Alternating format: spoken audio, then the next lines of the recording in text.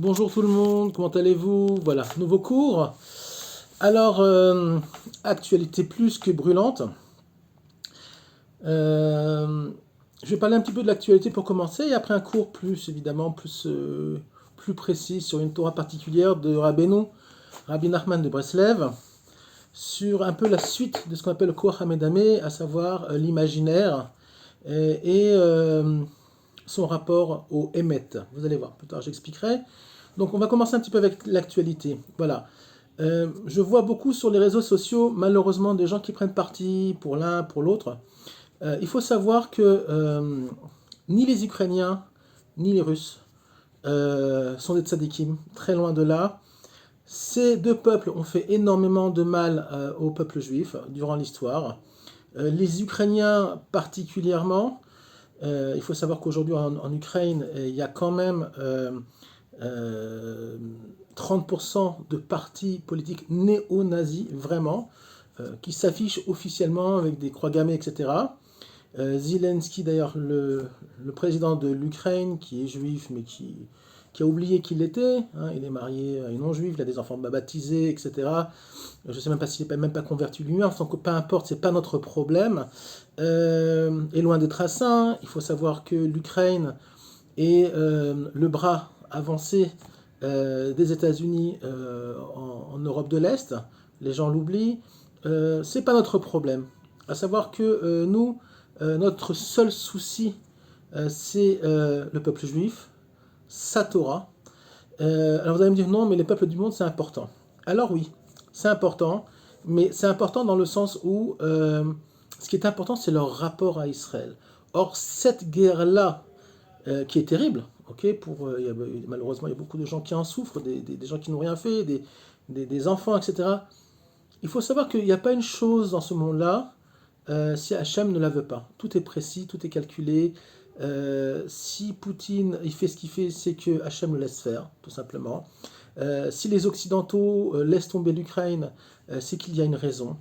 Et j'en passe. Donc je pense que c'est bien de ne pas trop prendre position et d'être assez neutre. Il n'y a pas de bon dans cette histoire-là, ni les Russes, ni les Ukrainiens. Alors évidemment, il y a un tapage médiatique dans les médias français pour l'Ukraine, et les Européens particulièrement, parce que les Ukrainiens, les pauvres. C'est pas aussi simple que ça. Il ne faut pas sauter tout de suite, comme d'habitude, sur ce que disent les médias français particulièrement. Il y a beaucoup de mensonges, il y a beaucoup de choses qui ne sont pas dites, pardon, mon français, qui ne sont pas dites. Il y a beaucoup d'histoires économiques derrière, il y a beaucoup de corruption en Ukraine. Le gouvernement ukrainien est extrêmement corrompu. Donc ne soyez pas aussi naïfs. C'est pas aussi simple que ça. Je dis pas que Poutine est un saint, très loin de là, mais c'est mieux de ne pas se mêler parce qu'il y a beaucoup de choses qu'on sait, et beaucoup de choses aussi qu'on ne sait pas, et il vaut mieux pas qu'on les sache, parce que c'est très très très pourri. Donc c'est le problème de l'Ukraine et de l'URSS, et la seule chose qui, pour moi en tout cas, m'intéresse, c'est pour le moment comment sortir les derniers juifs qui sont là-bas, si on peut, et aussi que malheureusement, et je sais que je vais en effrayer certains, mais c'est pas grave, je fais ça par amour et par intérêt. Quand j'ai intérêt, parce que ça m'intéresse, c'est que faut faire très attention parce que ce conflit-là peut aboutir à un conflit aussi en Europe occidentale, à savoir l'Allemagne, l'Angleterre, la France, l'Italie, l'Espagne, etc. S'il se mêle trop, je pense que Poutine va à un moment donné s'énerver et on risque de voir des choses pas terribles. Surtout que les Chinois et les Coréens du Nord ont dit que si Poutine avait besoin, il les aiderait. Voilà, donc ça peut même s'étendre aux États-Unis. Et malheureusement, il y a des prophéties qui en parlent. Regardez dans Yéhézkiel, la Maîtrette. Alors, la Maîtrette, c'est 38. Ça part surtout d'Israël, qui vont venir aux portes d'Israël.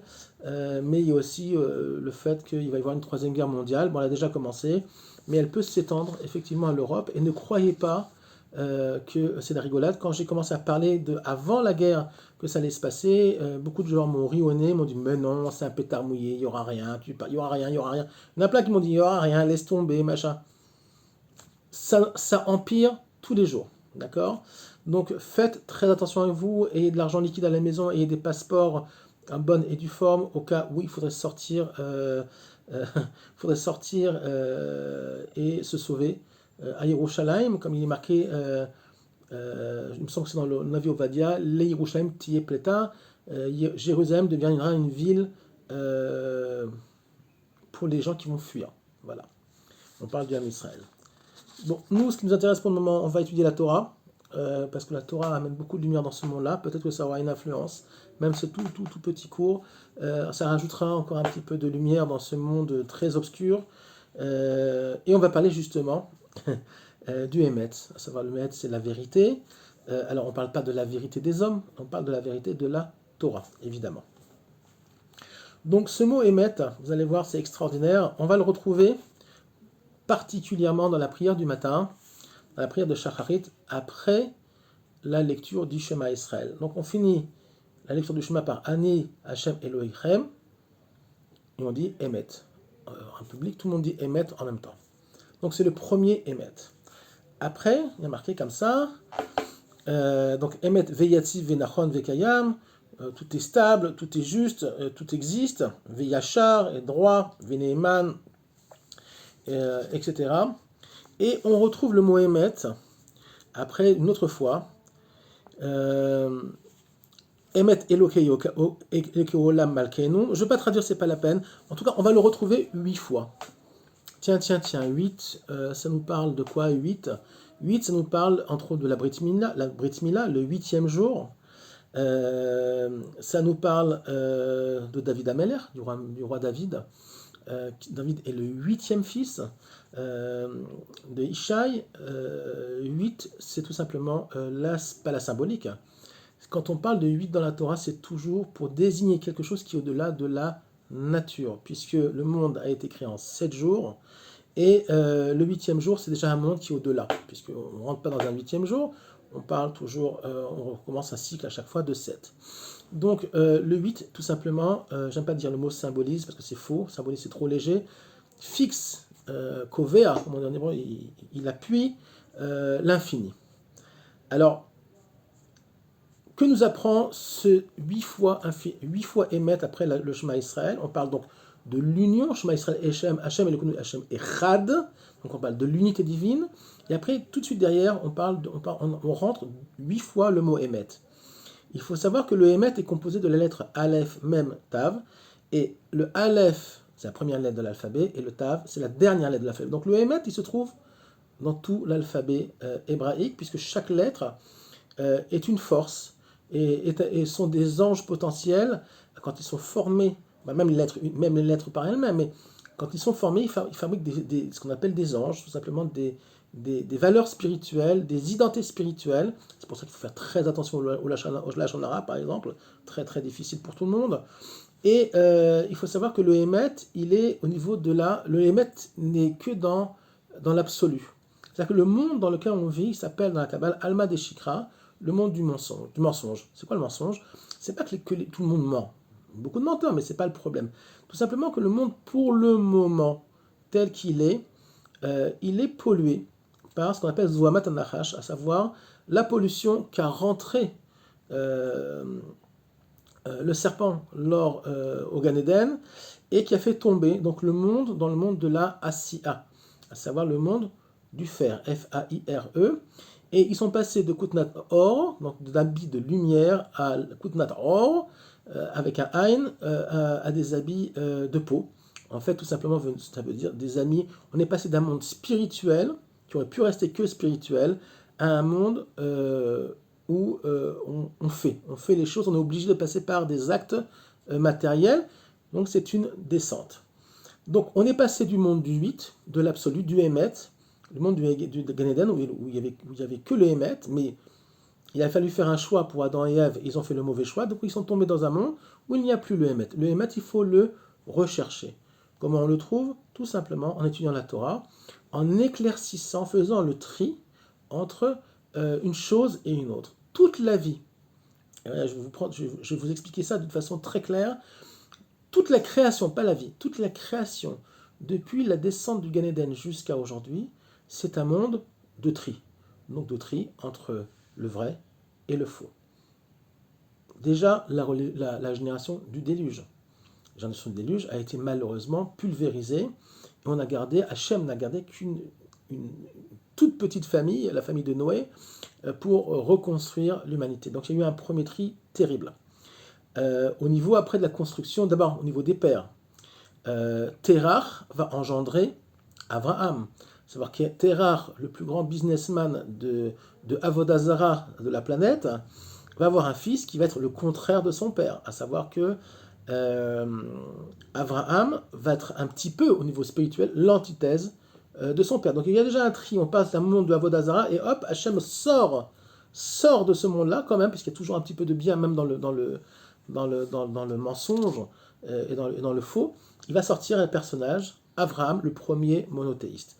Abraham lui-même va se séparer de la servante de sa femme, donc Agar, qui va lui donner un fils Ishmaël. Il va y avoir déjà un premier tri. Sarah va la renvoyer. Pourquoi? Parce qu'on dit qu'il est marqué dans la Torah que Ishmaël était violent.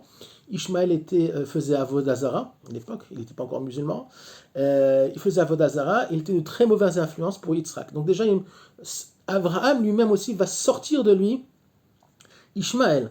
Après Yitzhak va lui-même avoir des jumeaux, Yaakov et Esav, et de ces jumeaux-là va sortir Israël, Yaakov, et Esav, qui va devenir le plus grand ennemi du peuple juif jusqu'à aujourd'hui, beaucoup plus que Ishmaël d'ailleurs.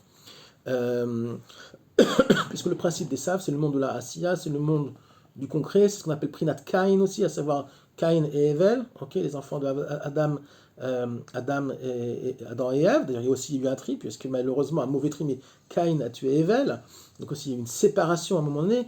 L'humanité va descendre de Chet, qui est un autre fils d'Abraham plus tard, mais Caïn aussi va tuer, si on peut dire comme ça, le côté spirituel du monde, puisque Evel était un petit peu le berger, le rêveur, le spirituel, qui n'a pas malheureusement rempli aussi son rôle. C'est pour ça aussi que Caïn, entre autres, l'a tué, c'est pas pour rien. Je dis pas que c'est juste, mais il y a eu un accident et il y a eu un peu une révolution à l'époque de Caïn et Evel, et Caïn, par jalousie, a tué Evel.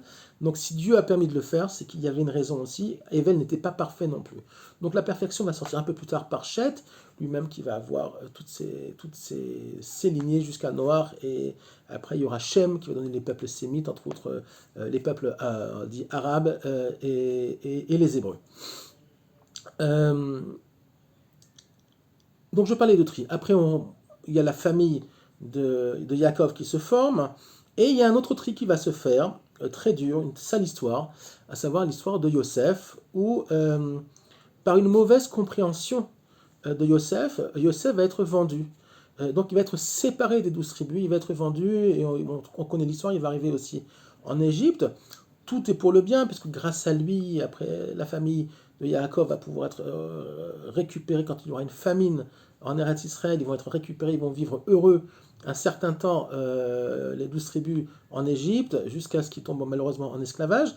Mais on voit qu'à chaque fois il y a un tri, et aussi la sortie d'Égypte, où 80% des Hébreux vont mourir dans la plaie des ténèbres parce qu'ils n'ont pas voulu sortir avec Moshe. Comme aujourd'hui, malheureusement, il y a une partie de l'homme Israël qui trouve plein de prétextes pour ne pas sortir d'exil, comme à l'époque de la sortie d'Égypte. Malheureusement, l'histoire se répète. Il y a eu l'histoire des explorateurs.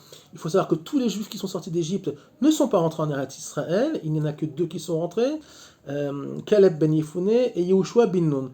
Donc même ceux qui ont voulu sortir d'Égypte sont sortis, mais ils ont refauté dans le désert avec la faute des explorateurs essentiellement, il y a eu la faute du Vaudor, mais ça n'a rien à voir avec ça. La faute des explorateurs qui a marqué un coup très dur pour la génération sortie d'Égypte, puisqu'ils ne vont pas sortir, ils ne vont pas rentrer en Eretz Israël, et c'est que leurs enfants qui vont rentrer. Donc on voit qu'à chaque fois, il y a ce émet-là, il est toujours en birou. Ce émet-là, cette vérité-là est toujours en tri. On vit un tri perpétuel.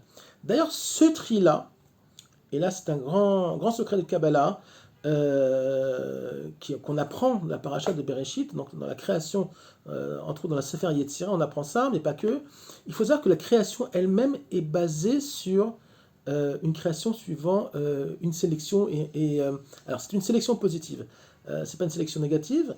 Il faut savoir que quand Hacham a créé le monde, il a créé, on va dire, une matière première, un concentré de matière première et matérielle et spirituelle, entièrement mélangé, un concentré, un absolu de création.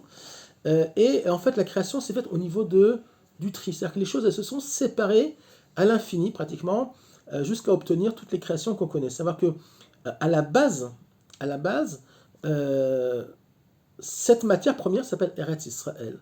Alors évidemment, c'est pas la terre d'Israël telle que nous on la conçoit aujourd'hui, c'est pas la terre d'Israël géographique, on ne parle pas de ça.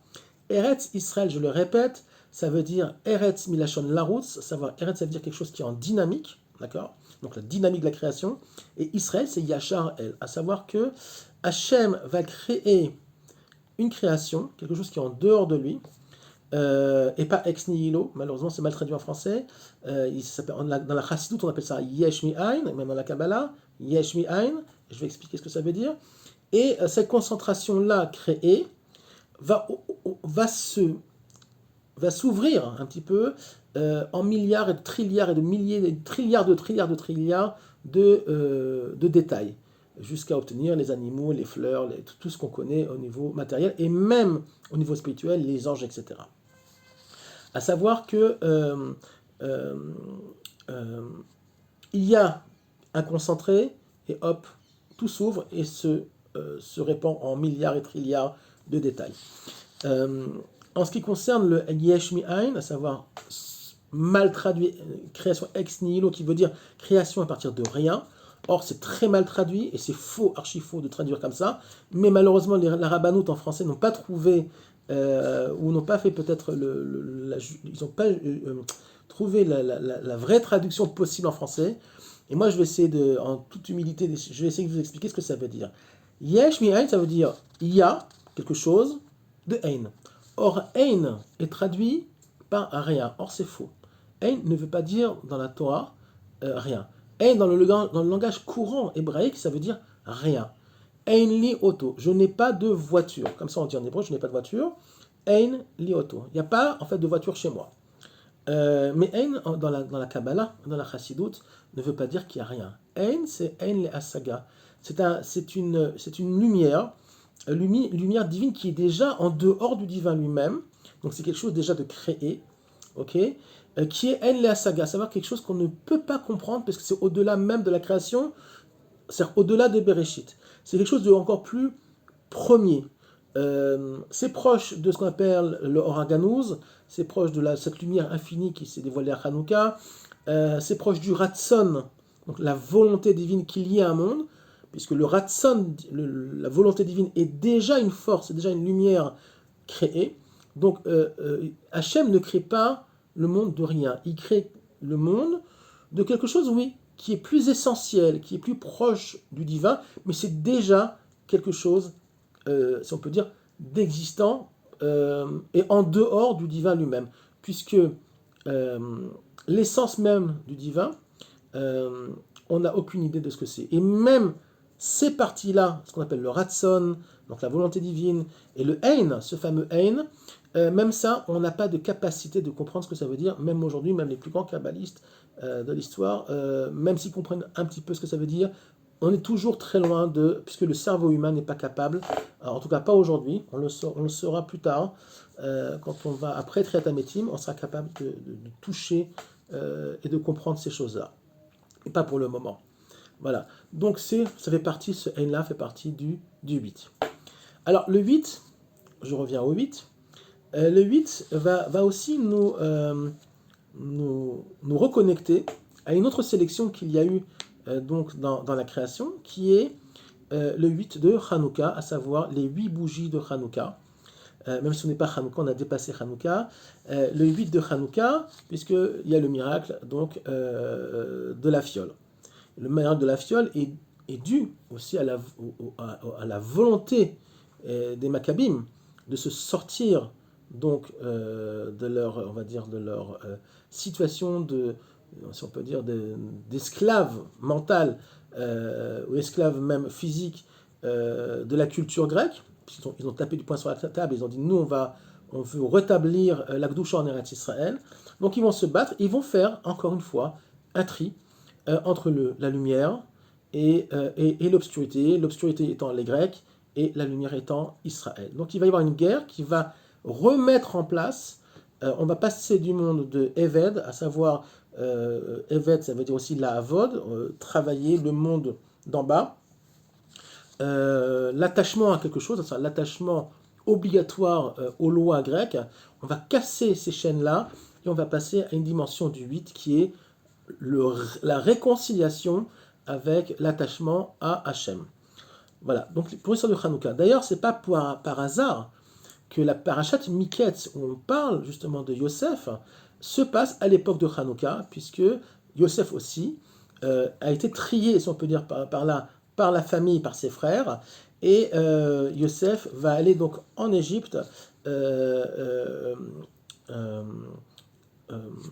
préparer, on va dire, ce qu'on fait en hébreu, on dit tashtit en hébreu, les fondations pour pouvoir en fait créer le peuple juif, parce que par Yosef va faire venir donc les 12 tribus et Yaakov en Égypte, il va les sauver de la famine, et de là va se créer le Ham Israël, puisque le ventre du peuple juif va être créé en Égypte, et même l'accouchement, on en a parlé, va encore faire un tri par les fameux, malheureusement, 80% qui ont préféré la culture égyptienne à la culture hébraïque, et malheureusement, cette préférence-là va leur coûter la vie, lors de la plaie des ténèbres. Donc vous voyez que tout est lié. Yosef, Hanouka, la création, tout est basé sur un même principe. Donc là, quand on parle de ces 8 émettes après la tfila de la Hardout, c'est-à-dire le Shema Israël qui est la Hardout, l'unité divine, on se rend compte que cette histoire de 8, le 8 est toujours très très présent dans le Ham Israël, puisque le 8, qui est un but, mais on y arrivera jamais en fait. Mais c'est ce qui va, le 8 est le moteur du peuple juif qui va nous permettre le dévoilement du Mashiach et l'élévation spirituelle jusqu'à, alors oui, on va y arriver à un moment donné, mais on n'aura plus conscience de ça, jusqu'à ce qu'on rentre à la fin des temps, en l'an 10 000 de la création. Le monde lui-même va être réintégré dans le divin lui-même, il va être complètement, ce qu'on appelle Itkalelut, il va être complètement réintégré dans la création, dans le créateur, et évidemment, il n'y aura plus de conscience, il n'y aura plus de Yeshut, il n'y aura plus de conscience du moi. Okay, alors, on ne sait pas exactement comment ça peut être, mais il y a des livres de Kabbalah qui en parlent. On peut un peu comprendre, mais ce n'est pas le sujet du cours actuellement, et c'est même un cours que je ne ferai pas, parce que c'est une Torah qui est très très très élevée, et c'est pas sur une plateforme comme YouTube qu'on peut expliquer ce genre de choses, c'est un petit peu complexe, et même je ne sais pas si moi-même je suis capable de l'enseigner. Voilà. Donc ça c'est juste un mot pour que vous compreniez un petit peu que la création est un cycle et qu'à la fin de ce cycle, le monde ne va pas être détruit, mais il va être réintégré dans le divin. Voilà. Donc voilà pour le Hémet. Actuellement, qu'est-ce qui se passe? Nous sommes dans une période, dans la fin apparemment, en tout cas on espère, on est apparemment vraiment dans la Géoula Shlema, c'est-à-dire dans la fin du processus de la Géoula, et se fait encore un tri. Va se faire un tri entre les non-juifs eux-mêmes, qui va avoir le mérite de pouvoir venir au temple de Jérusalem quand le Mashiach va le reconstruire, parce que tous les peuples du monde n'y arriveront pas, même si c'est marqué que 70 nations viendront à la fin des temps à Yerushalayim, mais qui, dans ces 70 nations-là, viendront, on verra bien. Et même malheureusement, dans le Ham Israël, il y a encore un tri qui se fait. Il y a déjà un tri qui a été fait avec l'assimilation, malheureusement, pour ne parler que depuis la Shoah jusqu'à aujourd'hui. Malheureusement, le peuple juif a perdu des millions et des millions d'enfants non nés, okay, puisqu'il y a eu beaucoup de mariages mixtes. Juste pour la petite histoire, il y avait en 1970 750 000 juifs en France, en 70. Aujourd'hui en France, il n'y a que 400 000 juifs ou 420 000 juifs de vrais juifs. Je parle de vrais juifs en France. Donc il y aurait dû aujourd'hui y avoir en France aujourd'hui au moins 1 million de juifs, ok, si ce n'est pas plus, peut-être même 1,5 million. Et rien que s'il n'y avait pas eu d'assimilation, ce qu'on appelle la Shoah blanche, il aurait dû y avoir beaucoup plus d'enfants juifs nés. Or, malheureusement, beaucoup se sont assimilés, beaucoup ne se sont pas mariés du tout. Il y a une grande plaie dans le peuple juif de célibataires de plus de 40 ans. Ok, c'est une plaie pour le peuple juif qui n'ont pas eu d'enfants. Une plaie pas eux-mêmes, mais la chose elle-même, c'est vraiment une grande maca pour le peuple juif, puisque il y a beaucoup de gens qui, par la société moderne, par carriérisme, etc., se réveillent à 40, 45 ans, je veux faire des enfants, mais parfois c'est un peu trop tard, puisque le corps lui-même a du mal à se remettre en route pour faire des enfants. Donc c'est une donne qui n'est pas que dans le peuple juif d'ailleurs, c'est une donne qui est internationale aujourd'hui dans le monde occidental, où malheureusement il y a beaucoup de gens célibataires, et le mariage n'est pas forcément, alors chacun trouve ses prétextes et ses raisons pour ne pas se marier, mais malheureusement il y a dans le peuple juif aussi une très très très grande assimilation, et aussi le fait que les gens préfèrent faire carrière, ils oublient, ils préfèrent faire des kiffs, etc. Puis ils se réveillent à 40, 45 ans. Ah, je veux me marier, j'ai pas eu d'enfant. Ouais, mais bon, à 45 ans, une femme, c'est difficile pour avoir des enfants. Alors oui, il y a des tipoulim, on peut faire plein de choses, mais ça marche pas toujours. Voilà. Donc, les enfants, on les fait quand on a 20 ans, pas quand on a 45. Alors, si on n'a pas fait jusqu'à 45 ans, on essaye, mais après, ça devient un peu plus compliqué. Et je suis désolé de jeter comme ça, parfois, le Hémet à la face des gens, parce que c'est pas toujours, on n'a pas toujours envie de l'entendre, mais c'est la réalité. Voilà. Donc, actuellement, on vit une période encore de tri, une période où euh, un tri va se créer dans le monde, un tri au niveau des peuples du monde, des 70 nations, et au niveau du peuple juif lui-même.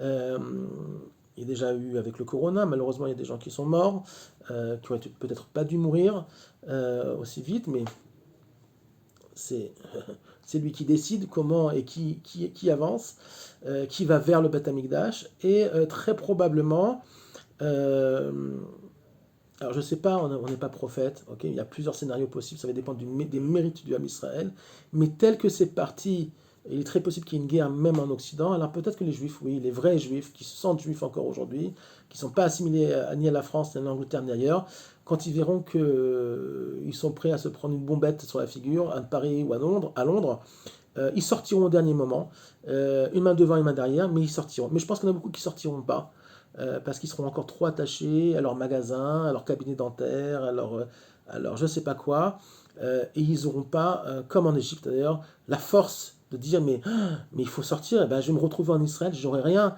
Bah oui, tu n'auras rien. Mais à un moment donné, Hachem, si c'est ça le programme, c'est que le Mashiach est très proche, et que ce rien-là n'est qu'une illusion, n'est qu'un imaginaire, puisqu'à partir du moment où la Géoula s'ouvre, tout le monde aura ce qu'il faut comme il faut, il y aura à manger pour tout le monde, il y aura des maisons pour tout le monde, donc c'est pas un souci. Mais effectivement, avant, il va falloir faire le pas de la Emouna, le pas de la confiance en Dieu dans le processus de la Géoula, et se jeter à l'eau, comme on dit, comme Narshon. Narshon qui s'est jeté à l'eau avant même que la mer s'ouvre, il a failli se noyer, et là la mer s'est ouverte, et il a été sauvé. Donc on vit une période difficile, très difficile. Baruch Hashem, pour le moment en Israël tout va bien, et je pense que ça ira bien. On aura peut-être très peur ici, mais pas plus. Par contre, on peut se faire un peu de soucis pour les juifs européens et même pour les juifs américains sur la côte est, parce que les Coréens déjà menacent les États-Unis, même Poutine. Si ça se passe mal pour lui, que la Russie doit s'écrouler économiquement, parce qu'ils sont en train de serrer les États-Unis, il est possible qu'ils fassent un acte pas responsable, et qu'on rentre dans un conflit nucléaire très très très très dangereux. Ça ira très vite, mais les dégâts seront tellement grands que ce sera très difficile après de venir en Israël et de réparer ce qui a réparé.